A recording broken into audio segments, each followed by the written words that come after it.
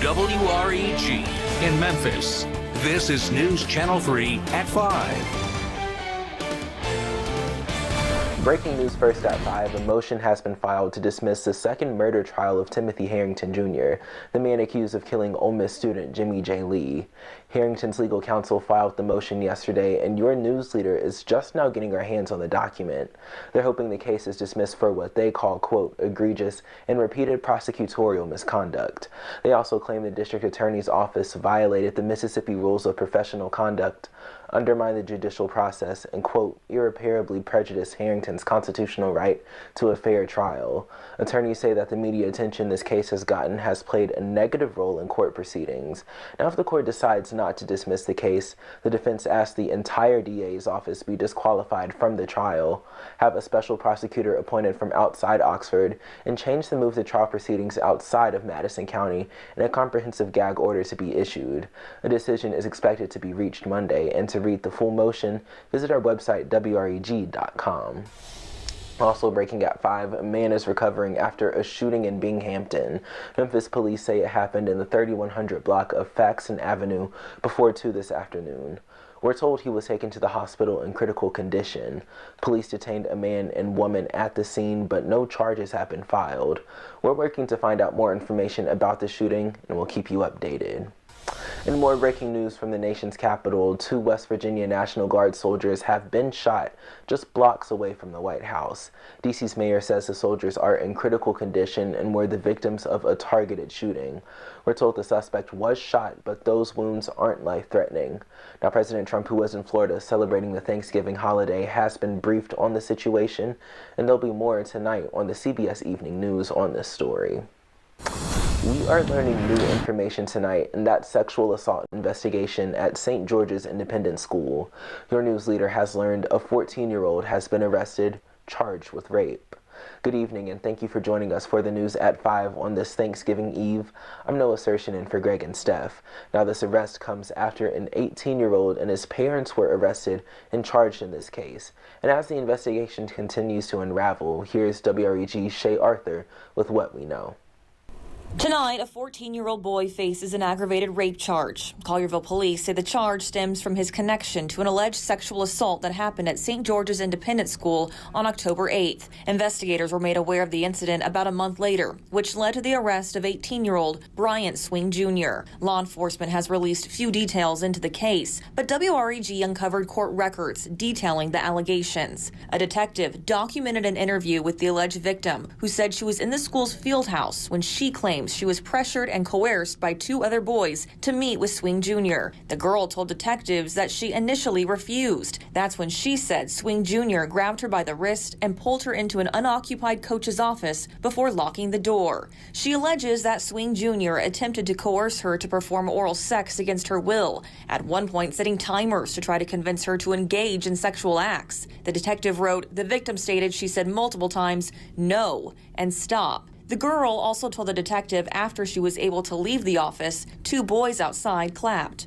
Looking at surveillance video of that day, the detective said during the time Swing and that victim were in the office, 2 boys were seen on camera close to it, matching the girl's story. In this most recent arrest of the 14-year-old, police have released limited details, only accusing him of being connected to the case. We asked St. George's about the arrest. A spokesperson told us it isn't appropriate for the school to discuss or comment on an ongoing investigation by law enforcement, but at least one parent of a former student is speaking, and she has a message. I want to tell the victim and the families involved for the victim that we stand strong for you. We care about you. We love you. For your news leader, Shay Arthur, WREG News Channel 3. All right, Shay, thanks. And Collierville Police tells us that the case is still under investigation. We will let you know when we learn more.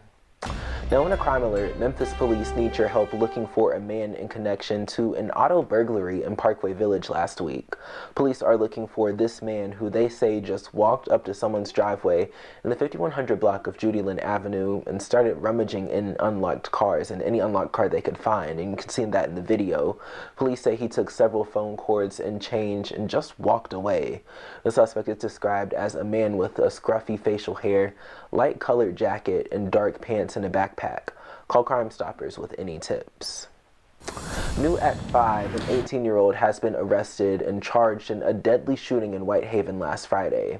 Tyler Siggers is charged with first-degree murder, employment of a firearm during a felony, and theft of property. And this all stems from that shooting in Whitehaven on Ferris Circle we told you about last Friday.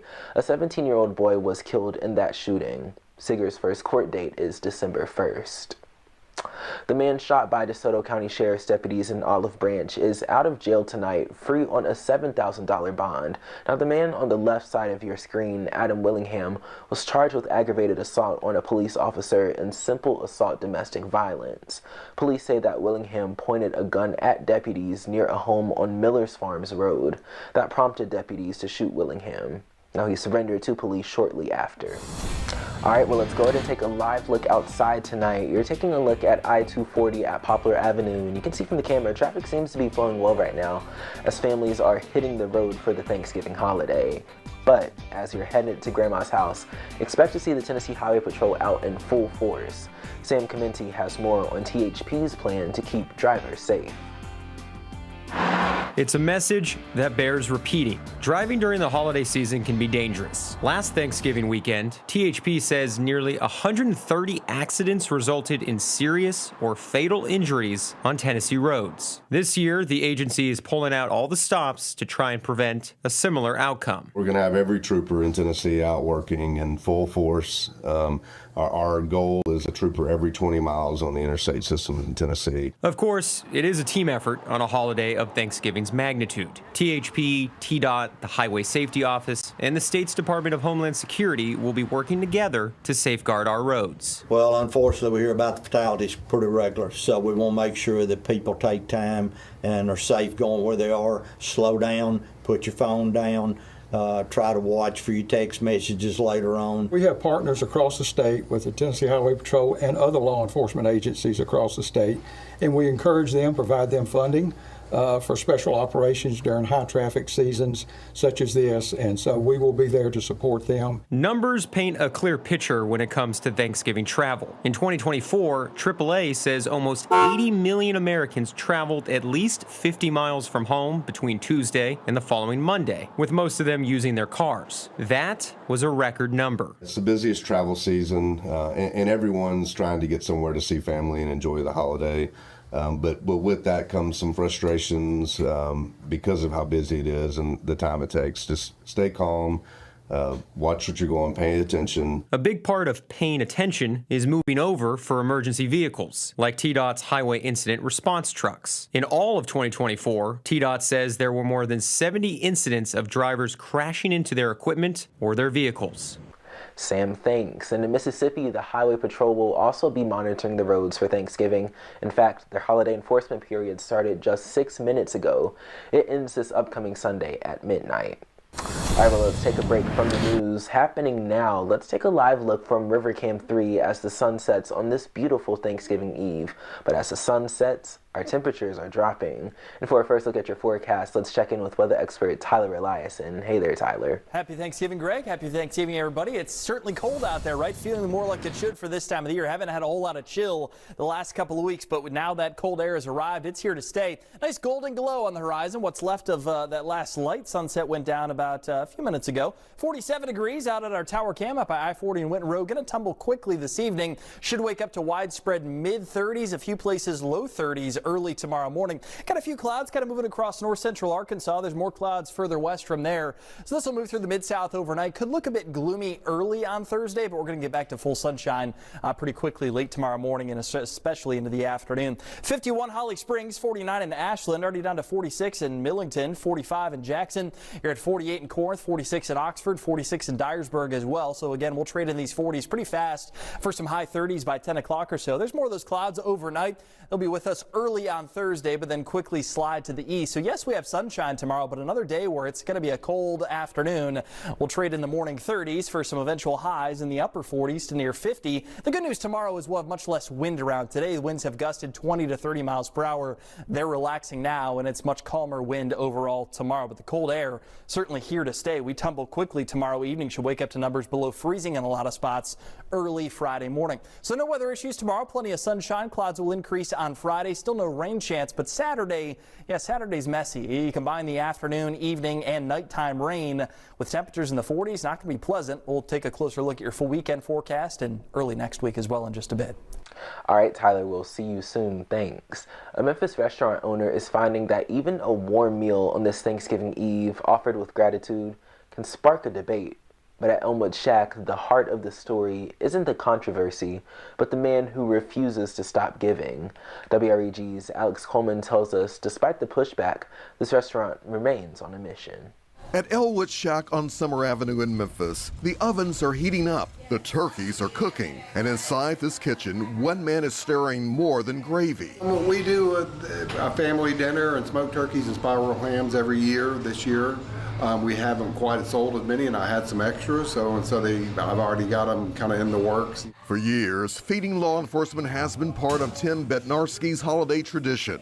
But this year, his Facebook post offering free Thanksgiving plates to officers drew something new, possibly because of the Memphis Safe Task Force being in town. I was kind of surprised, to be honest, because it's something I've been doing all of my life. I'm 60 years old, and I've been buying meals for law enforcement and police officers and the fire department and in public works for a very long time. It started with this Facebook post. Elwoods will be offering a complimentary meal on Thanksgiving Day to working law enforcement. I'll open at noon till it's gone. Let's thank the officers keeping us safe. Supporters praising, saying, quote, "Thank you for your kindness and generosity. We are thankful they're here." And critics questioning, "We have an epidemic of homelessness. I wish this blessing were going to them." Tim read it all.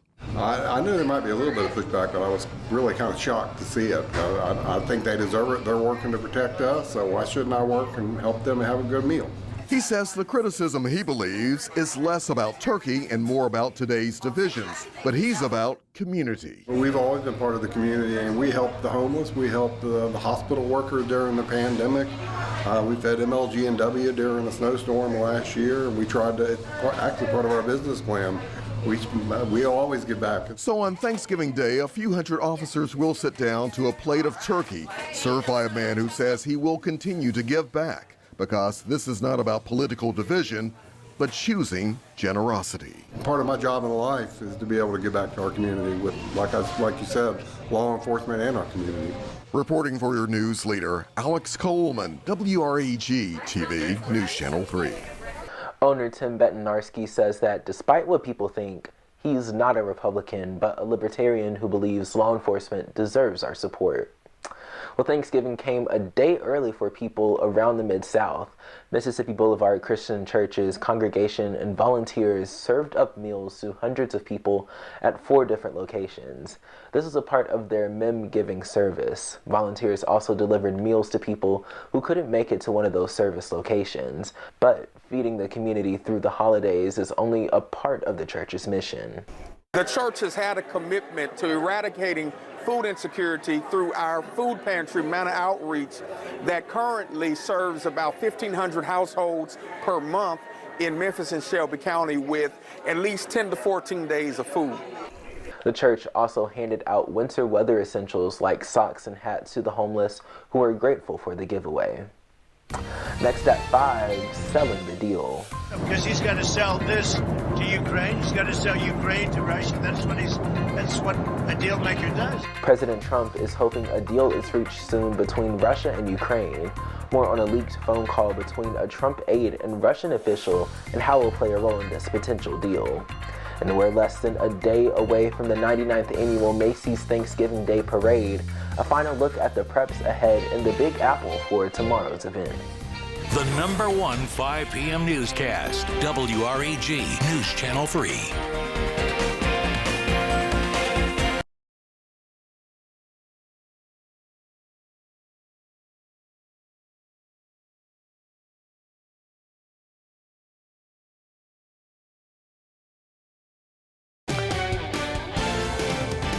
A Georgia prosecutor has officially dropped the racketeering case against President Donald Trump. State charges were filed against Trump and 18 others after an investigation into his alleged interference in the Georgia election results back in 2021. In today's order, the prosecutor said legal hurdles in this case would have pushed the trial into the next decade. Trump and 18 others pleaded not guilty in this case, with 4 defendants taking plea deals. This was the last criminal case accusing the president of overturning the 2020 election. President Trump says his special envoy to the Middle East will meet with Russian President Vladimir Putin next week. Now, this news comes as Ukraine has agreed to core elements of the Trump administration's peace plan to end the war with Russia. Kelly Meyer is in Washington to explain where the talks stand.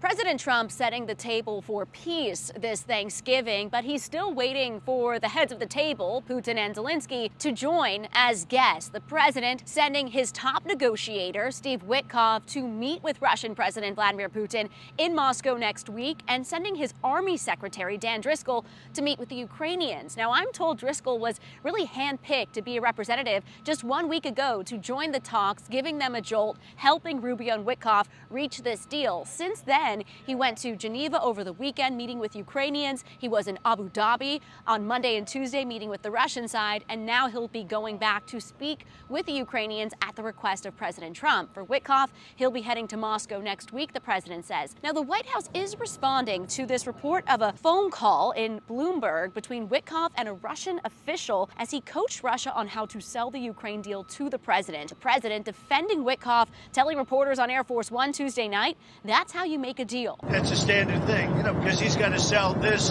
to Ukraine. He's got to sell Ukraine to Russia. That's what a deal maker does. The Kremlin aide who was on the call says he'll be in touch with Witkoff, and he called the conversation that was leaked, quote, unacceptable. And a Ukrainian member of parliament that I spoke with this morning tells me, quote, Mr. Witkoff's previous statements and actions cast a shadow on the administration. Now, the president's hopes of a Thanksgiving Day deadline for this peace deal seems to be shifting. Our Libby Dean pressing the president on that on Tuesday night. The president telling her his deadline is when it's over. All right, moving on now, Vice President Vance celebrated Thanksgiving a day early with members of the 101st Airborne Division at Fort Campbell. Vance shared a Thanksgiving meal before delivering remarks. You guys make this a happy Thanksgiving for me, because every single day you show up to work, you put on that uniform and make your nation proud. You make me proud to be your vice president. So happy Thanksgiving, soldiers. And Fort Campbell isn't just home to the 101st Airborne, but also the 160th Special Operation Aviation Regiment, 5th Special Forces Group, and other Army units. Well, take a look at this. It's beginning to look a lot like Thanksgiving in New York. On the eve of this holiday, people are gathering in Upper Manhattan's West Side to see their favorite balloons take shape as they're inflated for the 99th annual Macy's Thanksgiving Day Parade. There's a festive feeling in the air in the Big Apple. Helium began to fill the giant balloons, delighting kids of all ages before the big day. Balloons being blown up, our favorite characters, life-size, massive characters. We love it, don't we? We just want to make some really beautiful memories with our kiddos, and this is what we wish we would have been able to do as kids, and we're just excited to let them see it. This year's lineup features 31 balloons, including a K-pop Demon Hunter balloon character and the first ever appearance from a Labubu. The chilly air combined with those gusty north and northwest winds, 20-30 miles per hour, certainly made for a bit of a different feel outside. Nice afterglow. The sun went down about 20 minutes ago, but wow, what a shot. Just crystal clear skies out there now.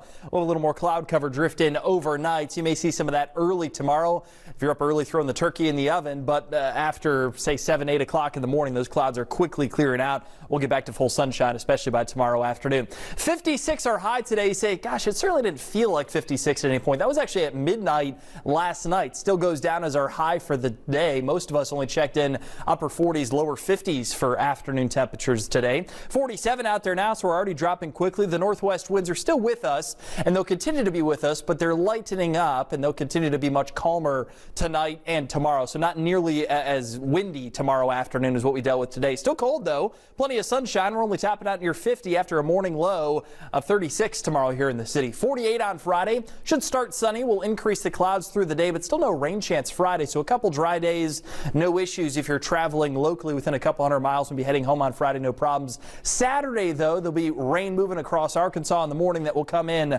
for the afternoon, the evening, and the night. I mean, it's like the whole stretch of Saturday into Saturday night that's pretty unpleasant with rain and chilly temperatures, as we're still only checking in the 40s there on Saturday afternoon. The cold air is here to stay. No signs of mild air coming back anytime soon. Got some clouds across north central Arkansas. Those are filtering in late tonight. Again, no rain chance with this outside of maybe a random sprinkle. Again, it's mostly just clouds through early tomorrow morning, and then we'll get back to sunshine for the afternoon. You're at 46 in Millington, 47 in West Memphis, 44 already in Tunica. A lot of spots already down into the 40s, so it drops fast right after the sun goes down. 46 in Oxford and 46 up in Dyersburg. We'll see a few high 30s by 10 o'clock. The rest of us lower 40s. Here come the clouds overnight. Early tomorrow morning, everybody's starting off in the 30s, and I think a couple places, especially out east, could get close to the freezing mark. Most of us, though, staying above it early tomorrow morning. A lot of sunshine throughout the day, but it's still that northwesterly wind. It's a light wind, but just keeps us cool, so we're struggling to get back to near 50. A lot of mid to high 40s by lunchtime. Afternoon highs maybe up near 50 for I-40 southward. Everywhere else only checking in the mid to high 40s tomorrow afternoon. Then we tumble fast tomorrow evening. So if you have any Black Friday shopping early Friday, most of us will wake up to upper 20s, lower 30s. Going to be a cold start on Friday. No issues at all Thursday or Friday. Again, the rain chances hold off until Saturday, but once they come back, they'll be with us Saturday afternoon, evening, and Saturday night. Should start to dry things out, though, on Sunday. Bit of a break, but we're going to have to watch early next week because we still have the cold air in place. In fact, it's colder early next week, and we've still got some moisture that I think will come back into play as well. If that kind of syncs up right, some potential for a little frozen precipitation. I don't see any signs of a big winter storm, but a few snowflakes coming down, maybe a little wintry mix in spots Monday into Monday night. Certainly possible, but we're about 5 days away from that. We'll keep you posted on it for sure. A little colder Sunday, Monday, Tuesday. Highs will only be in the lower 40s. And again, over the next 10 days, there's no signs of mild air coming back at us. Thanksgiving is sunny with highs near 50. We've got similar temperatures for Friday and Saturday. A little colder to start next week, and then we're back near 50 the second half of next week. Thanks, Tyler. Coming up tonight at 6, new details in the Lindsay Whiteside case. What a former DeSoto County coach and youth pastor is saying about the state's motion to have her resentenced for sexual battery of a minor. That's ahead tonight on the news at 6. And do you see news happening in your neighborhood? We'd love to hear from you. Call WREG at 901-543-2333.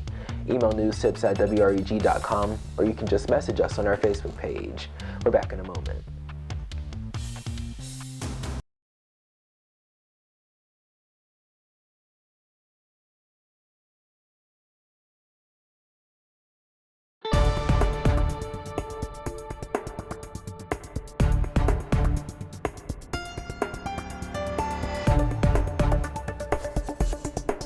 In a health alert, with Thanksgiving just hours away, the Shelby County Health Department is sharing some helpful tips when it comes to holiday food safety. Now, yesterday we got some turkey preparation tips from the department's deputy director, and today she's talking gravy.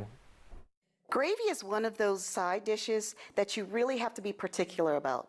Usually once it is prepared on the stove, it is poured to this nice little boat and left on the table or the counter for many hours. That is allowing for bacteria to grow and proliferate within the gravy. Therefore, we ask people, once you are finished with the gravy, to go ahead and make sure that you throw it away. And be mindful, as you continuously refill this container, how long has the boat been out? How long has gravy been sitting in it? And maybe in between some of the refills of the gravy bowl, go ahead and wash it in warm soapy water and then put some more in it just to make sure that no bacteria is active in it. The health department also suggests that other side dishes should sit on the table or counter for about 2 hours. Then you'll need to put them in the refrigerator. Keep in mind now, this is the last day to donate to our Neighbors Community Food Drive in partnership with the Mid-South Food Bank. For the last few weeks, WREG and Kroger collected food and dollar donations for the food bank. Now you can stop by any of the Kroger locations, those 6 ones you see on your screen right now, to help us fill up those baskets. And for more information, go to our website, WREG.com, or just scan the QR code you see on your screen. Here's a preview of what you'll see tonight on News Nation. News Nation Thanksgiving night. Don't miss Killing Cancer. The special viewer said was very powerful and a must-watch. In 6 months, I have no new tumors. Chris Cuomo reports Killing Cancer, a News Nation special. Thanksgiving night at 9/8 Central. To find News Nation, go to newsnationnow.com. And here's where you can watch News Nation, the fastest growing cable news network right here in the Mid-South. Tyler's in now with one final look at your forecast. No issues other than it being cold, Greg. I mean, sun shines back tomorrow. We'll have less wind, but we're only getting up to about 50, and that's a maybe for some spots north of I-40. We'll have highs in the upper 40s. Clouds will be increasing Friday. There's no rain chance, though, until Saturday, really in the afternoon and the evening, and Saturday night. It's going to be a mess combined with a lot of cold air, so Saturday will be a day to hang out inside.